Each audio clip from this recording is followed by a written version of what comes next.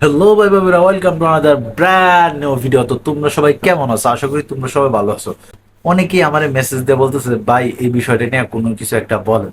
তো ঘটনা যা হইলো, দুষ্টু কুকিল ডাকে রে cook cook cook cook cook cook.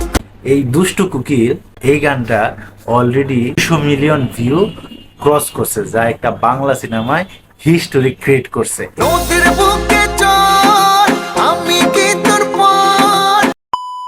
এর আগে আমার জানা মতে অন্তত কোনো বাংলা সিনেমার একটা গান 200 মিলিয়ন ভিউ হয় নাই।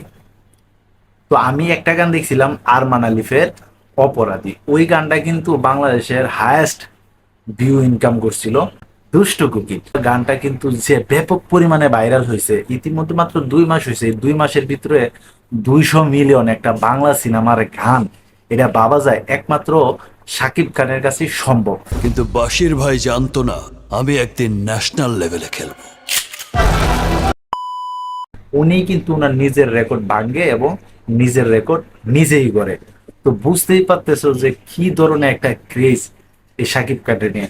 তো শাকিব খানের পাইপলাইনে কিন্তু আরো কয়েকটা সিনেমা আছে, তো ওই সিনেমাগুলো নিয়েও কিন্তু অনেক নিউজ আপনারা পাওয়া যেতেন, কিন্তু দেশের এই পরিস্থিতির কারণে নিউজ কিন্তু এতটা সামনে আসতেছে না। তো আমাদের দেশ স্বাভাবিক হওয়ার সাথে সাথে আশা করি শাকিব খানের আরো বিগ নিউজ আপনাদের সামনে নিয়ে আসতে পারবো। তো এই ছিল এখনকার মতো ভিডিও। তো সবাই ভালো থাকবেন, সুস্থ থাকবেন, কাছের মানুষটা ভালো রাখবেন। ধন্যবাদ সবাইকে, আল্লাহ হাফেজ। দুষ্টু কোকিল ডাকে রে